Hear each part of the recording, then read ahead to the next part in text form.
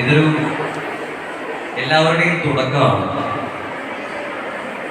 ഞാനടക്കമുള്ള ഈ വേദിയിലിരിക്കുന്ന പലരും ഇങ്ങനൊരു ദിവസത്തിന് ശേഷം തന്നെയാണ്, ഇത്തരം ദിവസങ്ങൾ പലതും കഴിഞ്ഞിട്ട് തന്നെയാണ് ഇവിടെ ഇങ്ങനെ ഒരു വേദിയിൽ വന്നിരിക്കാനുള്ള ഒരു വളർച്ചയിലേക്ക് എത്തുന്നത്.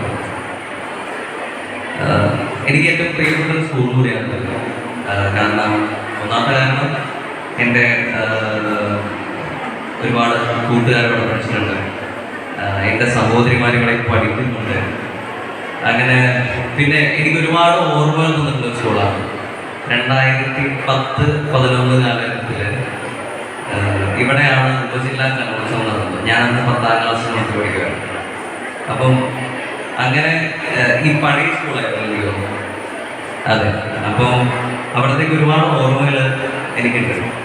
അപ്പം എങ്ങനെ ഇവിടെ വരെ എത്താൻ പറ്റിയത്, ഇവിടെ വരെ ഇങ്ങനൊരു നിങ്ങളുടെ ഒരു ഏറ്റവും സ്പെഷ്യലായിട്ടുള്ള ഒരു ദിവസത്തിൽ ഈ രീതിയിൽ വന്നിരിക്കാൻ പറ്റിയതിൽ ഒരുപാട് സന്തോഷമുണ്ട്.